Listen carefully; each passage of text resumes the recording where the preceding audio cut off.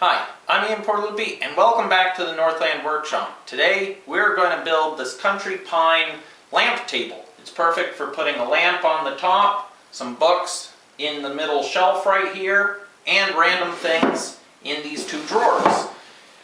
And the design for the country pine lamp table, along with its name, comes from the June 1958 edition of Home Craftsman magazine.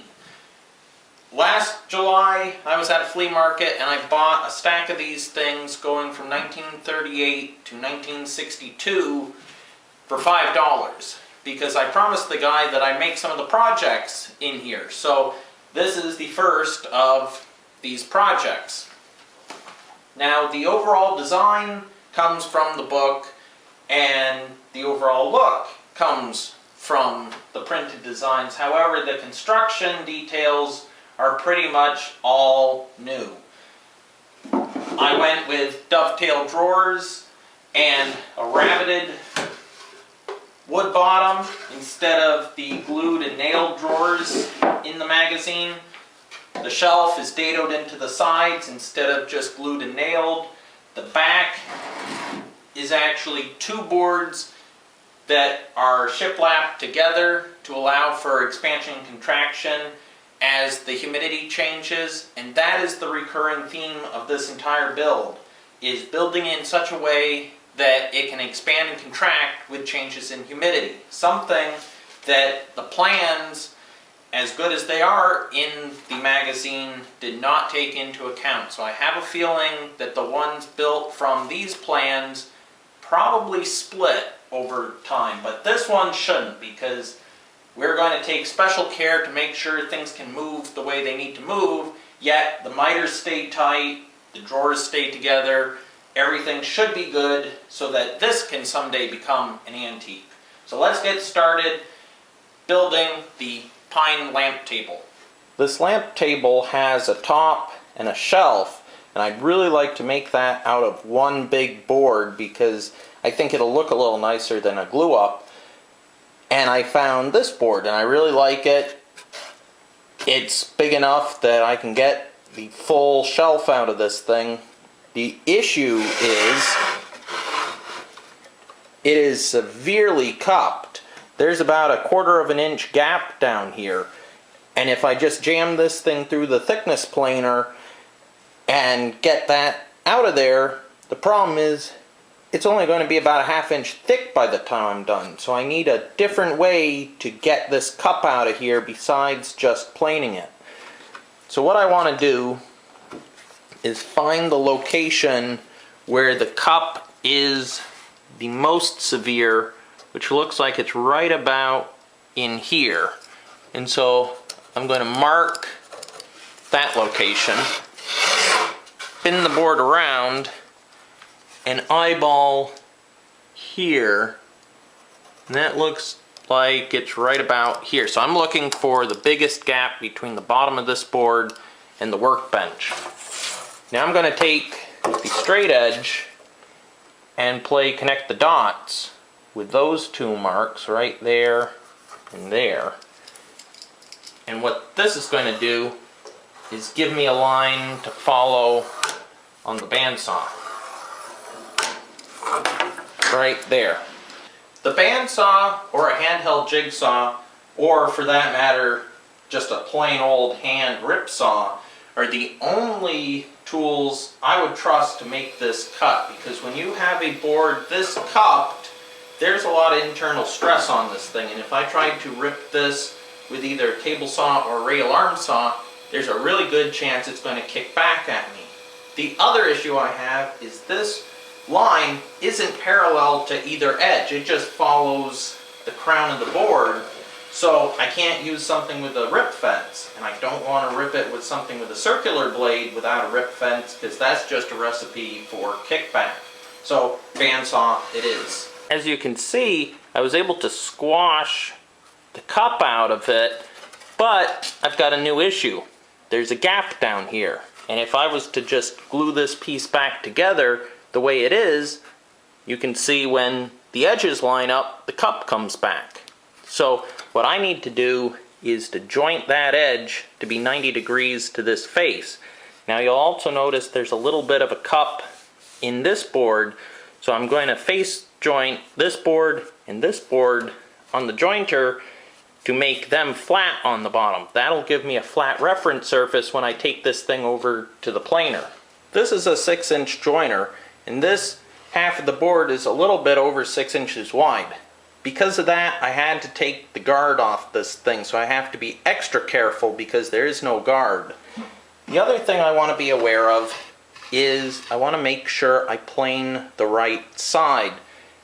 In this case, I've marked both parts of the board that I want up with up, so that way I make sure I don't face joint this side on one, this side on the other, because that's not going to work. I need this board to go back together in its original orientation if this glue joint is to be invisible.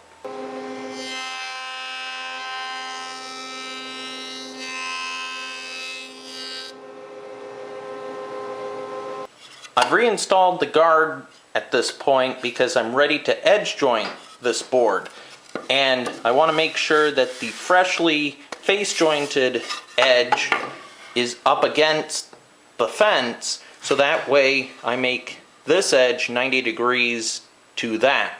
That way this panel will lay flat afterwards.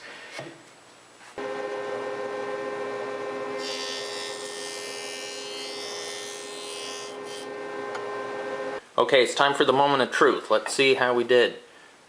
And that looks good. Nice tight joint all the way along. Once I glue this thing together and we send it through the thickness planer to true up the surfaces, I don't think anybody's ever going to be able to tell that we split this board apart and glued it back together. I've decided, since these plans are from the 1950s, that I'm going to use the Stanley doweling jig to join these panels together. Using a doweling jig isn't very hard. The difference between it and a biscuit joiner is with a biscuit slot, it's a little wider than the biscuit is, so that way you can slide the two pieces of wood side to side to get the alignment just right. With a dowel, there is no side to side movement, so you have to be extra careful when you lay out the lines on both sides of the wood that it truly does line up. And you want to take extra time aligning the little hash mark on the jig with the center of the pencil line.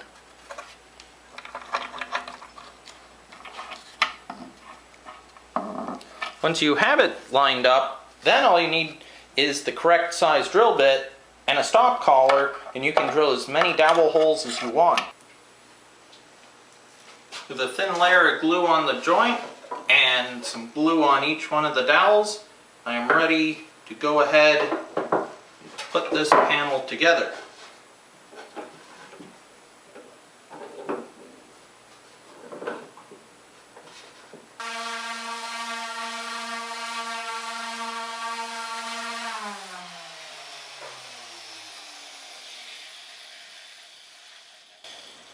I've let the panels dry, and now I'm just sanding them smooth with my random orbit sander.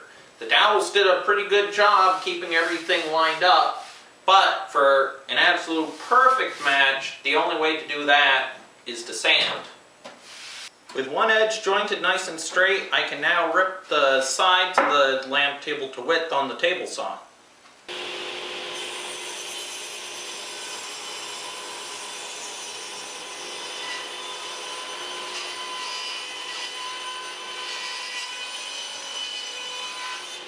Just like with all my other projects, anytime I have pieces that need to be identical lengths, I like to use a stop block.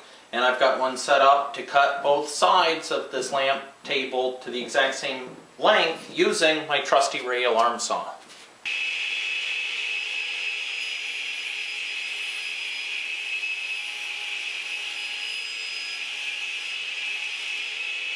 I care which side of these two panels face out, so I've put them together so that way the inside faces are touching each other. So this is one outside face, this is the other outside face, and I want to make a mark on the top part of it so that way I remember which orientation these go in.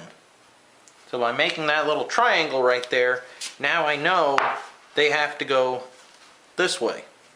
I'm also going to write the word top on these things just so I remember.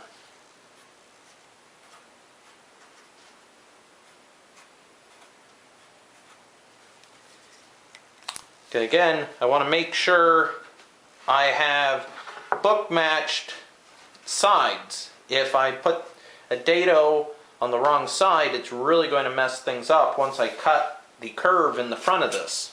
I'm starting to lay out for all the different cuts for the curves and notches that are going in the side pieces, and all I'm doing is going by the drawing that they gave me in the magazine. But if you look right here, we have this big blemish. Now, I like the fact that these boards have character, like this gray streak running through them, but that's just a little bit too much character. I don't like seeing that, and I was hoping I'd get lucky and I'd be able to cut that out, but as you can see, not only can I not cut that out, that is right next to the cut, so that's where your eye is going to be drawn, so I need to do something about that.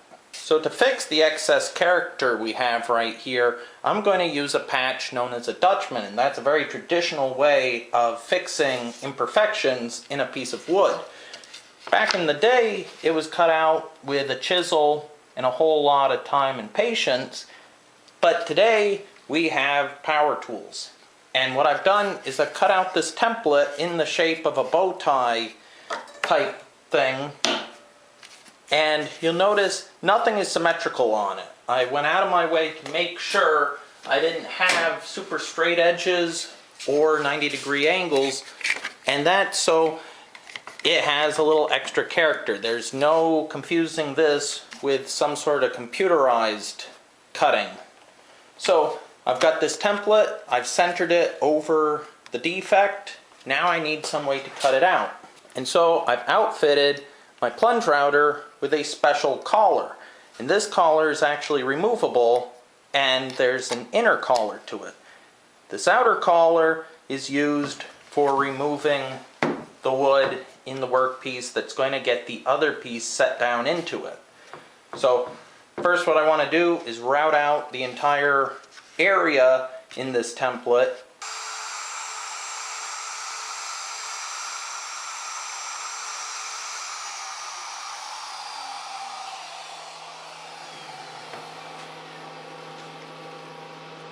I've taken the offcut from that side piece, and I found a spot where I think the grain looks kind of interesting, and I'm going to make the patch out of that. I'm using the exact same template and the exact same setup on the router, except I've taken off that outer ring. That will allow the bit to get 1/8 of an inch closer to the edge of this thing than before, so that way the piece I'm left with fits the other one exactly. The key here is I need to keep that collar tight up against this template. If it slips into the inside at all, it's going to ruin that little patch.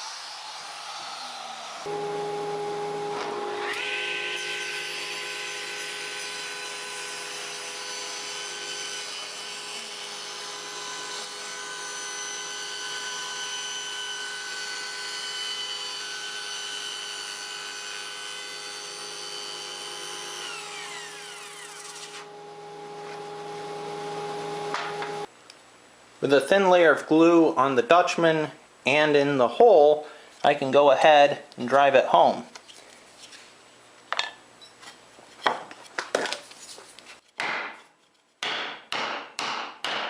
The only thing left to do at this point is sand it flush with the belt sander.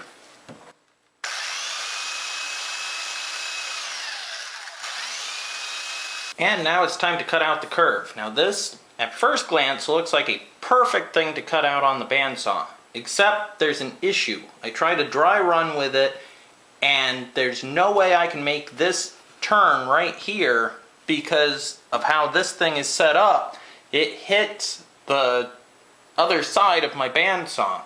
In the article, they show one of the big cast iron arm scroll saws being used to cut this out.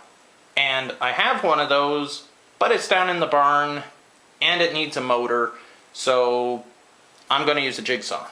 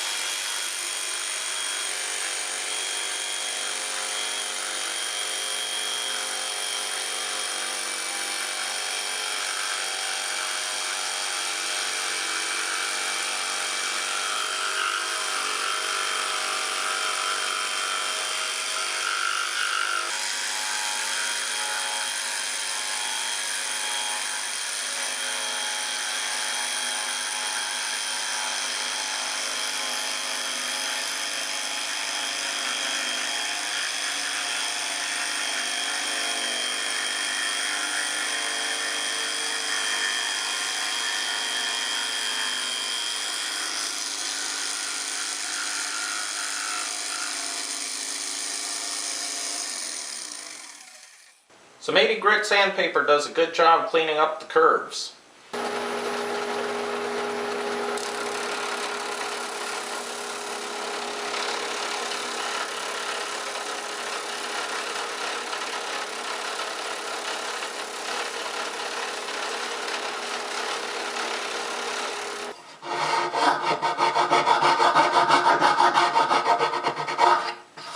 Despite my best efforts, there's some places that only a file and some sandpaper can get to. I need to cut a dado for the shelf in each side, and the easiest way to do that is with my radial arm saw. Now what I've done is I've moved the fence to a new position and cut through it so that way I have the exact size of the dado head in the fence. That'll do two things. It'll reduce chip out on the back because it's supported on either side of the cut, and it allows me to know exactly where that blade's going to cut before it even gets here. That way I have the maximum amount of precision making this cut.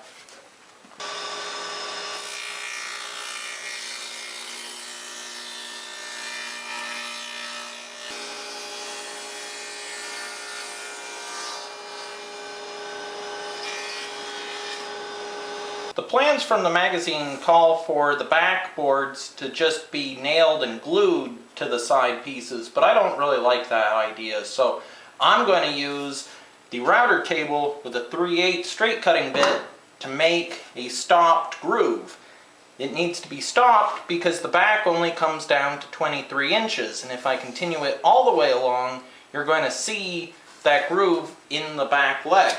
So to do this, what I've done is I've transferred the line where I want the groove to stop onto the top of the workpiece. And I've drawn two lines on the fence to show me the leading and trailing end of the bit.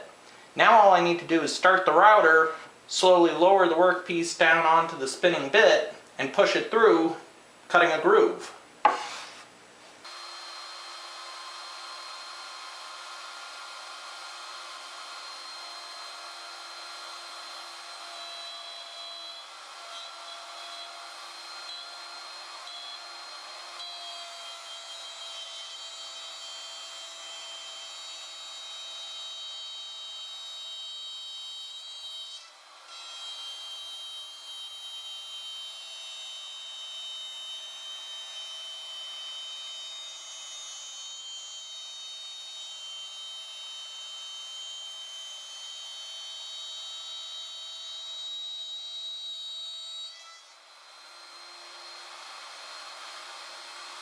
I'm ready to cross cut all the front cross members and the top, and they all need to be 13 inches. So once again, I've set up a stop block. But what you'll notice is this is not an ordinary stop block. This is actually a self-centering dowel jig. It works perfectly as a stop block because it clamps down tightly. There's no moving it once it's in place. And it has about 1/4 inch above the work surface, which allows sawdust to escape under there, so that way it doesn't pile up and start offsetting the cuts.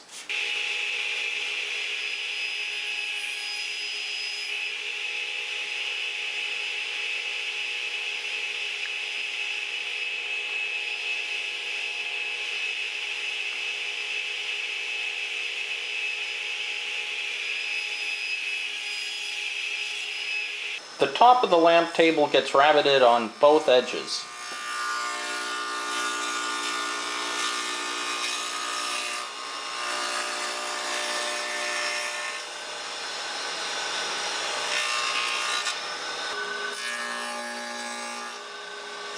And that notch is for the front cross member. Fits right in there. The plans call for a big notch in the end of the bookshelf, and the first step in cutting that notch is to cut this little rip cut right here on the bandsaw.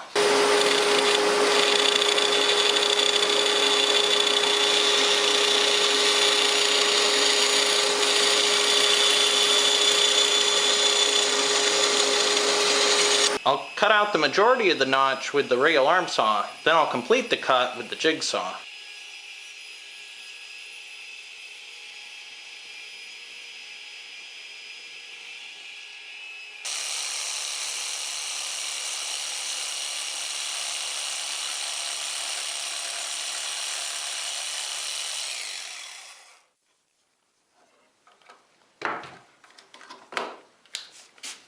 The back cross member needs a groove to accept the tongues on the bottom of the 2 back slats. I'll do that right here on the table saw with the standard blade, flipping it end for end to center the groove.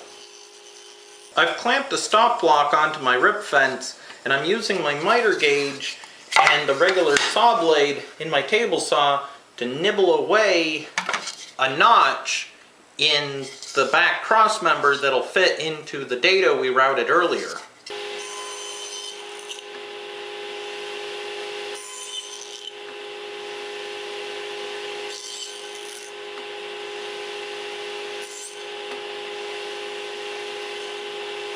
With the cross piece temporarily fitted into that groove, you can see we've got an issue. I want the bottom of this cross member to be down here. That'll make the bottom of this flush with the bottom of the front cross member. However, the groove stops right here. So what I need to do is notch this little tongue right here. And now I can notch it out on the bandsaw.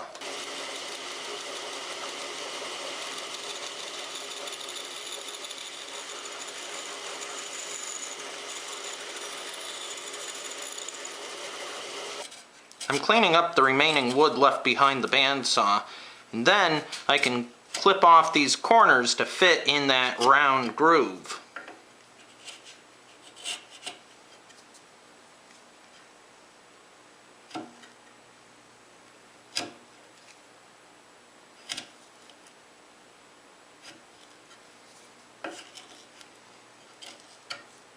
Time to take a second to talk about this back, because the back's kind of important on this thing, and this is something where I have completely changed it from the original plans, because I think the plans got it wrong. In the original plans from 1956, they had just one great big board going down here with the cutout on the bottom, and it was just glued and nailed in between the sides. The issue with that is you've got a cross grain situation going on with the back board, the top, and the shelf. The top and the shelf have grain going perpendicular to the grain on the back board. If I was to just take one big board, put it in here tightly, and nail it on, in the summertime, when the humidity goes up, it's going to try and push this case apart, And in the winter time, it's going to try to contract and it could split. So it's either going to break out the sides or it's going to break along the center. What I've done is I've taken 2 boards now and half-lapped them. Now you'll notice the seam is nowhere near centered in here. That's okay. It is centered on the other side, so where you see it, the seam is centered, and here it's offset so that way you can't see all the way through. There's an 1/8 of an inch gap all the way along, and when I glue this in the sides, that center is going to be able to expand and contract with changes in humidity and not break out the sides or split, because I've basically chosen where it's going to split for it. So if I pull off one side very gently, you can see how the various grooves and dados come into play. I've got the dado for the shelf, I've got the dado that this cross member goes in right there. I've got a tongue on the bottom that goes in here, so that way again these boards can expand and contract without binding up, and yet the groove keeps it so these things can't warp out on me. And then I've got great big half-lap joint here, so that way it's got plenty of movement so it can never open up enough to actually see through the thing. And then finally the top fits into this 3/8 groove in the top, so that way again it can slide side to side but it can't warp out. Now let's see how I made these pieces.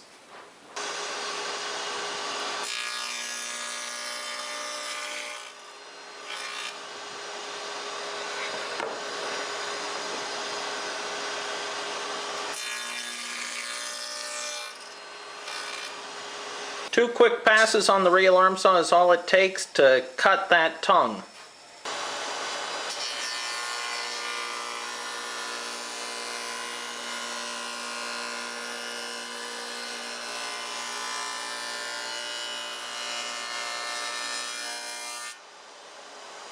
A lot of times on pieces of furniture where there's shiplap boards, you'll see there's a little chamfer in it, and that's done deliberately to help hide the changes in width as it expands and contracts, and it just gives another little shadow line. So I'm doing that here. Now I'm planing right through a knot on this one, and I planed right through a knot on that one.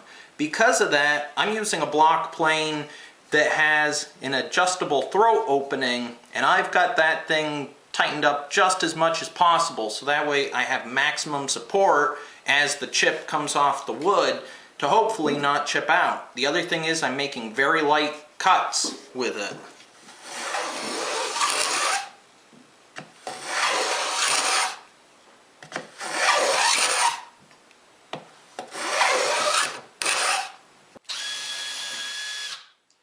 I'm almost ready to start assembling this thing, but first I'm pre-drilling holes from this side in the middle of the dado. That way I know they're centered and I can turn it around and then countersink it from the other side.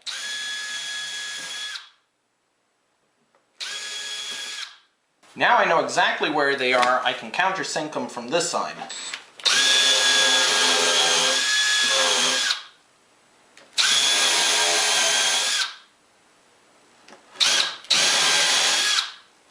The original plans called for screwing in the front cross member from the front and then plugging the holes. However, nowadays I think it makes a lot more sense to use pocket hole screws from the back, because you'll never see them.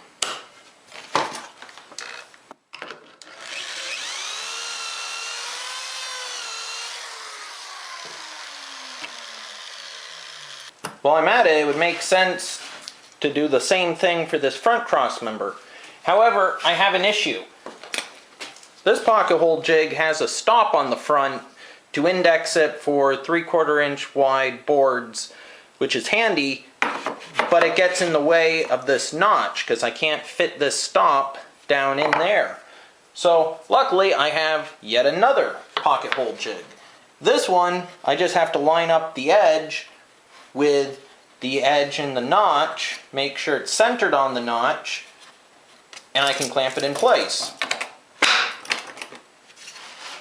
Now I can go ahead and drill that pocket hole.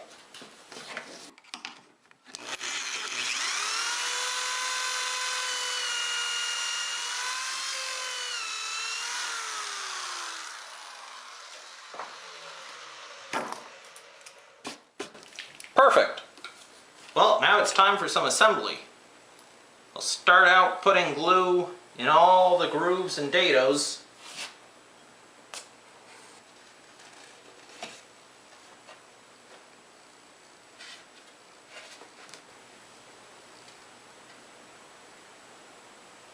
And of course on the back slats I only want glue in the side groove. I don't want anything on the top or the bottom.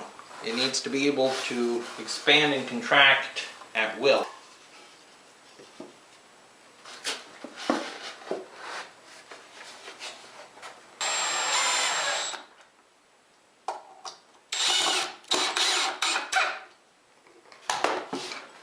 There's going to be the same decorative piece of trim going along the back here, so I can go ahead and install a couple screws to help keep these backboards flat.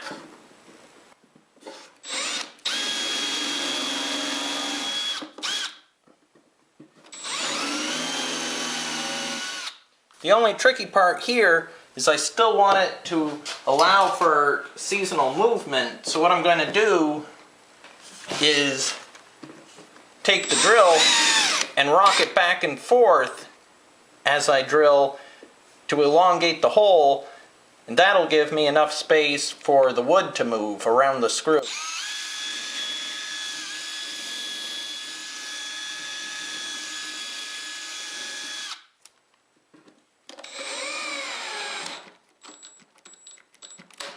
And now I can install the lower cross member with glue and pocket hole screws.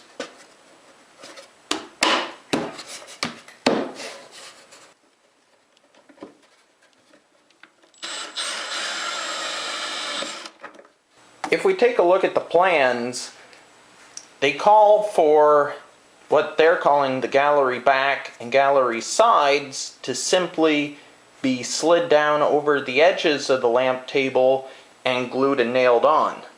There's a couple issues I see with this. First of all, once again, whoever designed this didn't take into account changes in the width of this thing with changes in humidity, so we need to allow for that so we won't be gluing it all the way along.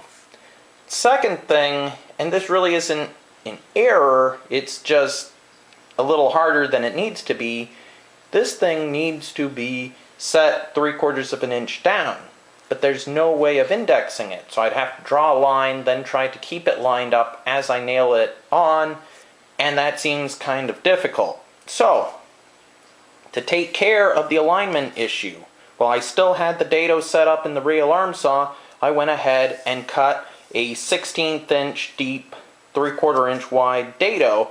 That's going to be my indexing mark for this thing. So I ran a test piece, and if we look, now I have positive registration from the top, so I know it's going to be 3/4 of an inch down. That's perfect. The other thing you'll notice is that it has this little cove detail.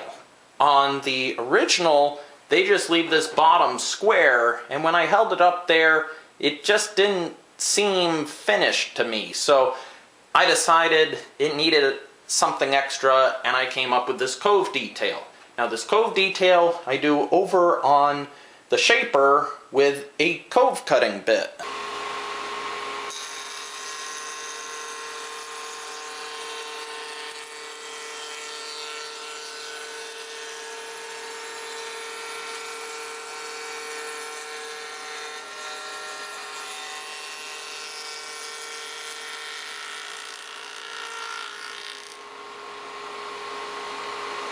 If you take a look at the side piece versus the back piece, you're going to notice that the rabbet is twice as deep on the back piece, and that was done deliberately. Remember how I said there was a cross grain situation? Well, this is going to leave an extra 1/8 of an inch of space behind there in order for the thing to swell up in the summertime. That way, it'll be able to move back and forth without breaking apart the miter joints. The miter joints on the gallery sides need some reinforcement, and to do that, I'm going to use little mini biscuits. These are 3 size, and they're little detail biscuits. And as you can see, they're small enough that I can actually fit 2 of them in, one on top of the other. This is a test piece, and this is another test piece just to make sure the biscuits would fit, and they do. They don't poke through, so I can use them for this. In order to cut those little biscuit slots, I need to use this little detail biscuit joiner. This isn't in production anymore, but if you go to yard sales, they pop up every now and then, or you can always try your hand at eBay. The biscuits, on the other hand, are still in production. You can get these right off Amazon. Just like full-size biscuits, the first thing I need to do is put the 2 pieces together and then mark a line in the center of both pieces. Now I can go ahead and cut the biscuit slots. And just like a big size biscuit joiner, this has a tiny little saw blade that cuts the football shaped recesses. I line it up with the mark on the fence, and then I make the cut. Just like its big brother. Now I can go ahead and do the same thing over here.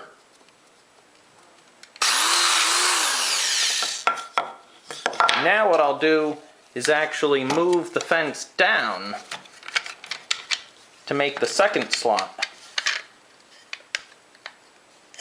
Right there, tighten it up.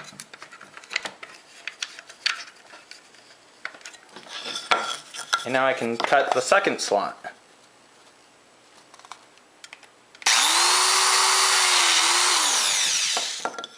As you can see, I get 2 biscuit slots.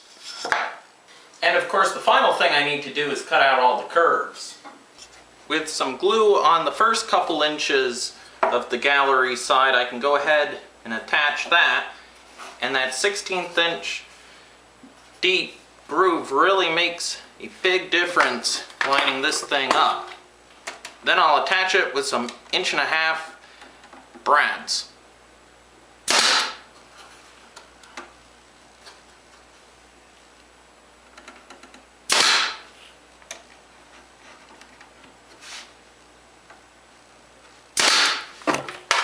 By gluing just the first couple inches, I'm guaranteed that this front edge isn't going to move around with seasonal movement, and that the side will expand and contract to the back, where that extra deep rabbet will take up any slop. With glue on all the miters and in all the biscuit slots, I have to get the second side put on at the same time as the back. Otherwise, I'm not going to be able to get the back in because it gets trapped by it. So I think if I put those together and then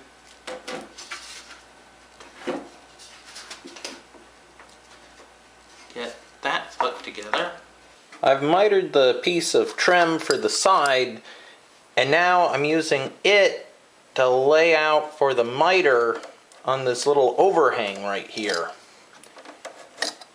And what I've done is taken the utility knife and scored the miter and the vertical line.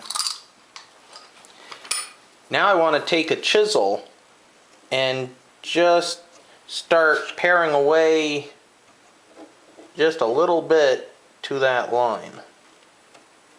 This will give my saw a little shoulder to rest up against. Now with that edge well established, I can go ahead and cut out the miter with my dovetail saw.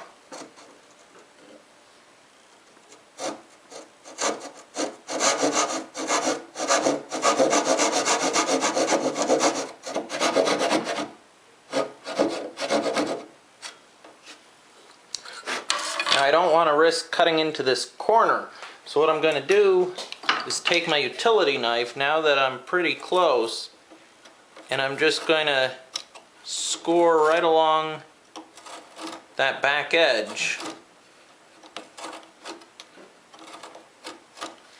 Now I'm just going to snap it off, and I can clean it up with a chisel. Okay, let's see how we did. If I put that right there, I get the back lined up where it needs to be. I would say that's a decent fitting miter joint. Now I can trim it to length. So to figure out the length for the side piece of trim, I've got the miter held together with my right hand. Now all I need to do is take this backboard, put it right up against it, line it up, and I can mark right where those two intersect.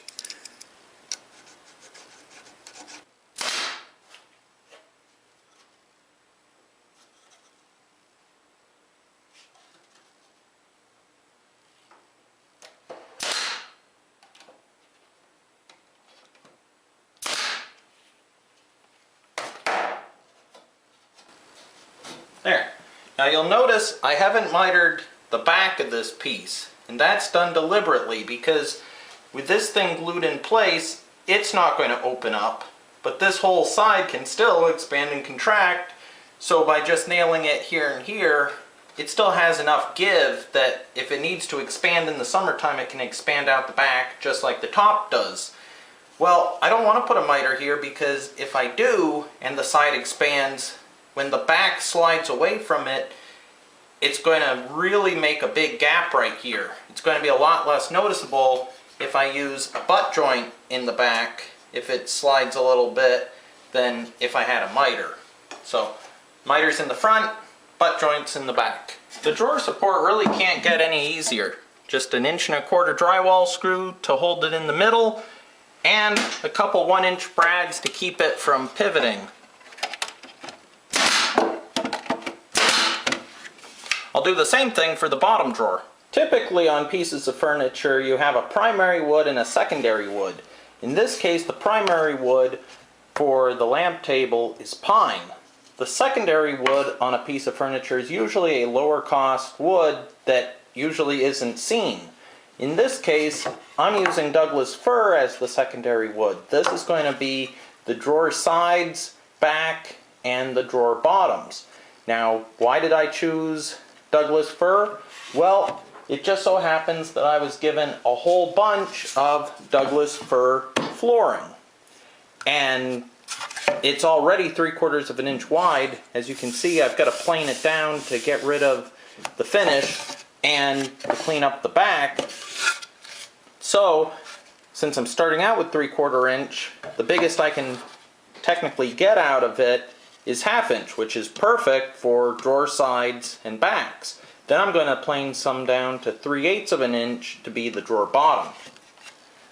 First thing I need to do in order to turn this board into this board is to rip off the tongue and the groove on the bandsaw. The reason for this is there's years of caked on dirt in there, and I don't want to risk that going through the planer because that'll dull it very quickly. And now because they're already flat, I can just run them straight through the planer.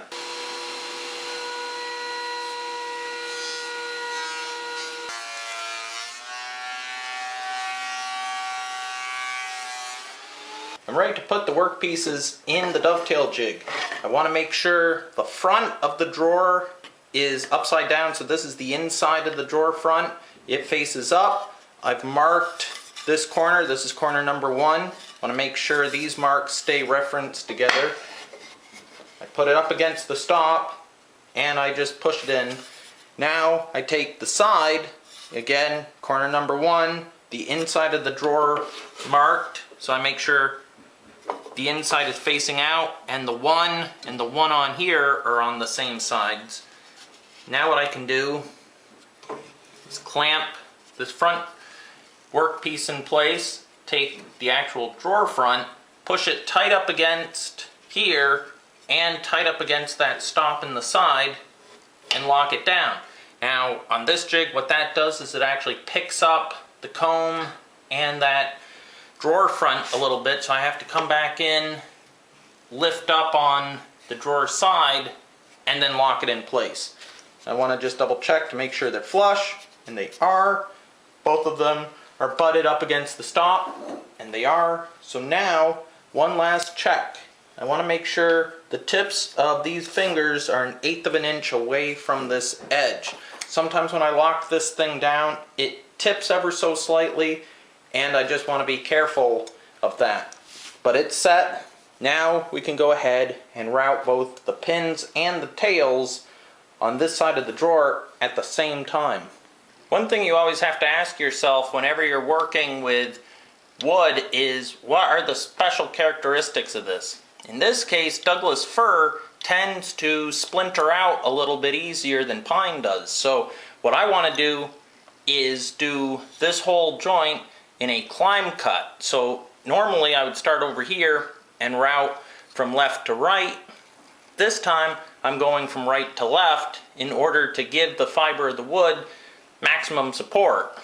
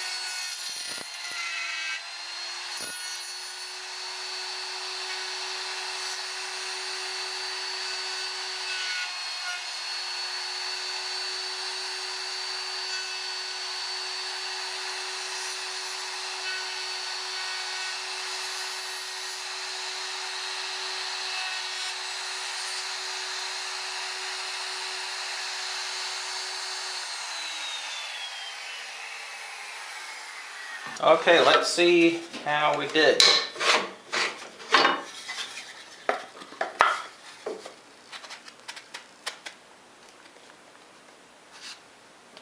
I don't think it's going to get much better than that. I want the face of this drawer to fit perfectly flush on the outside, so what I've done is temporarily installed the drawer sides, and I'm going to slide it in, and I'm going to mark it. That'll give me the exact length to cut the sides to.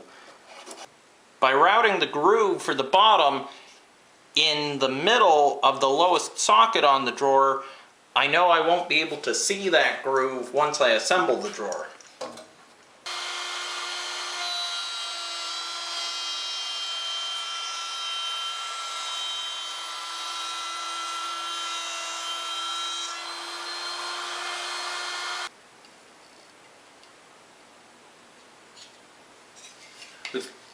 With glue on all the mating surfaces, the dovetail, I can kind of get that into position, and then take a backer block and tap it home.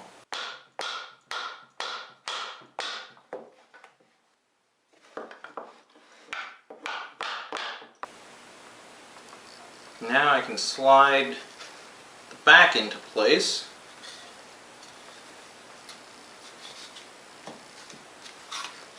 And I'll put a clamp on it. And I'll attach the back with some 1-inch brads.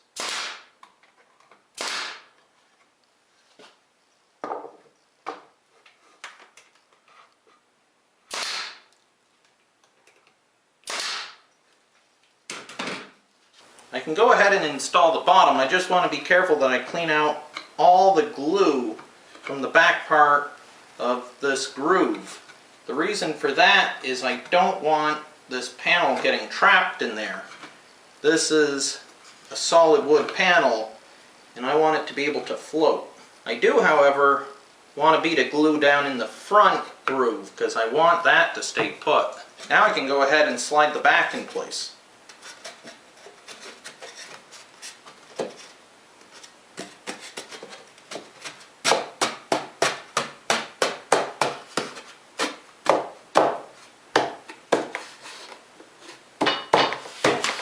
Now the nice thing is, with the bottom being a tight fit in the grooves all the way around, and the bottom being square, it automatically squares up the drawer. Final thing I need to do is to anchor the bottom with one pan head screw in this little slot right here. And the reason for the slot is with the grain going in this direction, as it swells up in the summertime, it can expand out the back, and in the wintertime it can contract without splitting this panel. It's locked into the front with the glue so that way it can never migrate its way all the way out. There, just like that, we have the first little drawer.